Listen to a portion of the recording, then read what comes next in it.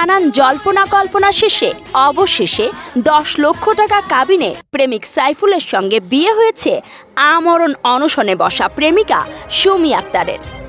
রোববার মধ্যরাতে সাইফুলের বাড়িতে বিয়ের এই আনুষ্ঠানিকতা সম্পন্ন হয়। এ সময় প্রেমিক সাইফুল ও তার বড় ভাই হারুন ইতালি থেকে ভিডিও কলে যুক্ত হয়েছিলেন। সাইফুল আর সুমি আক্তারের এই বিয়েতে খুশি এলাকাবাসীও।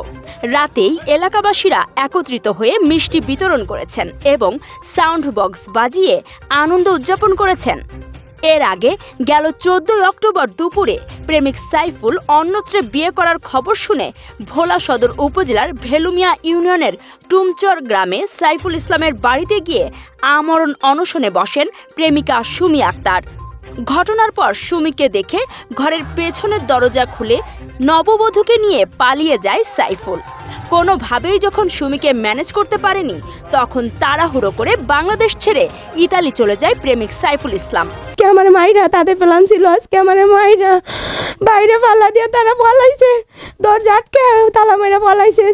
জানা গেছে একই ক্লাসে পড়াশোনা করতেন সুমি আর সাইফুল ইসলাম। সেখান থেকেই তাদের দুজনের মধ্যে প্রেমের সম্পর্ক গড়ে ওঠে। ছেলে আমার সাথে দীর্ঘ 6 বছর রিলেশন করছে। রিলেশন করার পর সে তার পরিবারে সবাই জানেছে, এমন কোনো মানুষ নাই যে আমার সম্পর্ক জানে না। ওর তার পরিবারে সবারে জানানোর পর তার পরিবারও আমার ইভেন আমার বাসায় অনেকবার গেছে তার পরিবার। টানা 6 বছর চলে তাদের এই সম্পর্ক।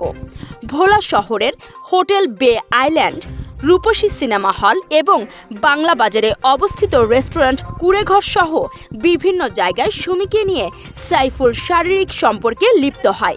আসলে এই মেয়েটার সাথে দীর্ঘ 6 বছর এই সাইফুলের সাথে সম্পর্ক ছিল।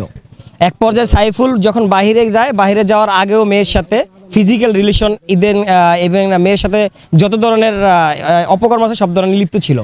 এরই মধ্যে সম্প্রতি সাইফুল ইতালি থেকে বাড়িতে এসে অন্যত্রে বিয়ে করেন। এই খবর শুনেই নাসরবান্দা প্রেমিকা সুমি তার বাড়িতে গিয়ে আমরণ অনশনে বসেন। নানান জল্পনা কল্পনা শেষে 10 লক্ষ টাকা কাবিনে বিয়ে হওয়ার পর তার প্রেমের পূর্ণতা পেয়েছে বলে প্রেমিকা সুমি আক্তার মনে করছেন। কাজী সাইমা, চ্যানেল ভোলা।